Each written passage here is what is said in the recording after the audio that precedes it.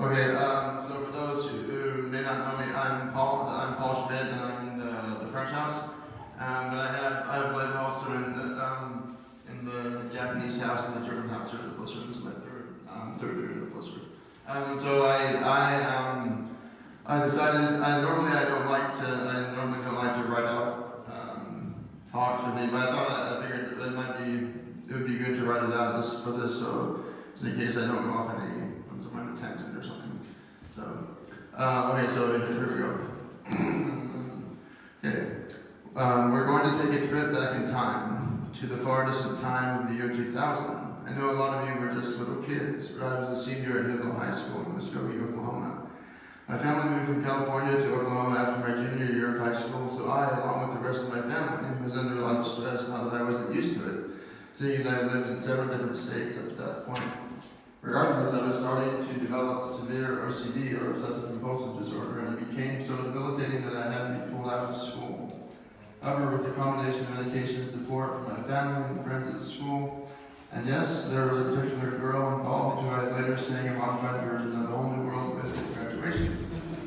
And my own will and determination, I was able to go back to school before the year was over and walk at graduation. Yes, the class of 2000, the class of the new millennium.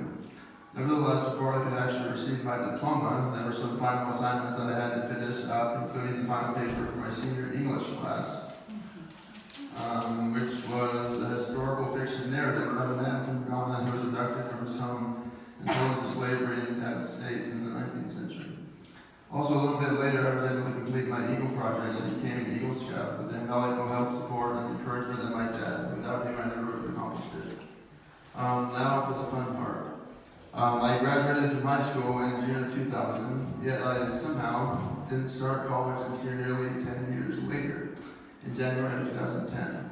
So, the question you're probably asking yourself is, so what in the world did you do for all those years? And the answer is, well, it's complicated. Now, what do I mean by that? Well, after high school, I was so burned out at school that going to college right away was definitely the last thing in my mind. So I guess I decided to take a very extended vacation from school. However, there is one other issue that I need to address, that is my admission. I'm really not sure exactly why, but neither myself, my parents, nor my church leaders never pushed the idea of me going on a mission, and when I turned 19 in September of 2001. I think it all started with the idea that I should wait until the whole OCD issue was completely resolved before sending me out into the world. Because at that point, I had never lived anywhere except at home with my family. Although I should know that my older brother Michael served a mission in Japan from 2000 to 2002, when having to return home only around 1 month before we left Oklahoma and moved to Walla Walla, Washington, which is where my family has lived for 14 years now. Now, in addition to the OCD, I started to develop additional mental health-related problems. There were times where I was plagued with very serious depression, which on more than one occasion lasted for months at a time. And if that wasn't bad enough, later on I was also diagnosed with bipolar disorder. When I had my first manic episode, I was at home and my family had to call the police because I was so hyper that I was getting out of control and talking nonstop at 100 miles an hour. Which brings us to a little known fact about me. Do you know what it feels like to be tasered? I do, because the police had to taser me in order to get me to the hospital. Then I spent the next several weeks in the psychiatric ward in the hospital in Yakima, Washington. After that experience, which I would definitely not recommend, I was put on some different medications in order to prevent any more manic episodes. Fast forward to 2007. With the encouragement of my dad, I finally decided it was time for me to go on a mission. Two of my brothers, Jacob and Matthew, and I all submitted our mission papers the same day and got our mission call the same day as well. Jacob was called to somewhere in Florida, Matthew to Atlanta, Georgia, and me, I was called to Harrisburg, Pennsylvania, English speaking. Now, anyone who knows me would understand how disappointed I was to be called English speaking. Considering I spoke Spanish really well even at the time and had good knowledge of French and German, but not nearly as good as my Spanish.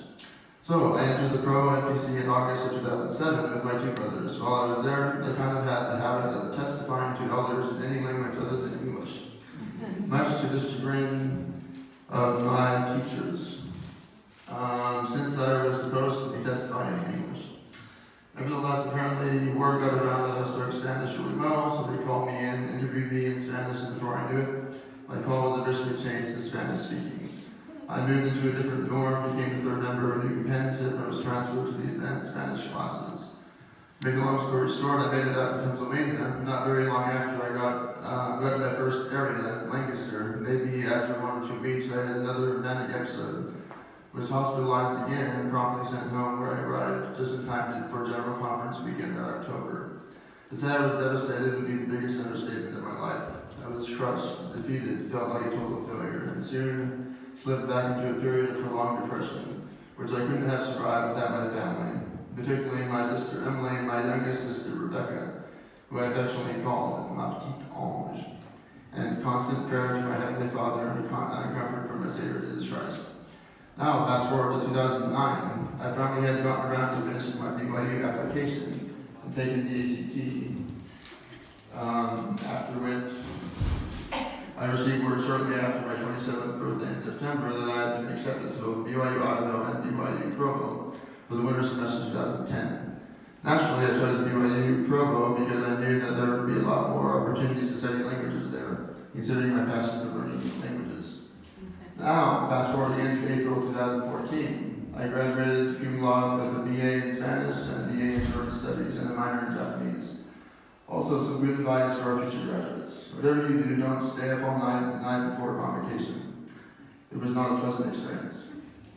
Also, a related anecdote, being the convocation with the College of Humanities, they asked the graduates who spoke more than one language to stand. They kept increasing the count by one until there was only one person standing. Can you guess who it was? That's right, it was me in 6 languages, which, as you may know, is now somewhere around 8 or 9 if you count Dutch, courtesy of my little brother Mark, who just started school at BYU this semester. So, I'm probably supposed to have some kind of positive message to share from my experience. So here it is. Never ever give up on your dreams, goals, and aspirations. Because you can do hard things. Believe me, even if you think there's no way that you never attain such heights, don't believe yourself, because you can do it.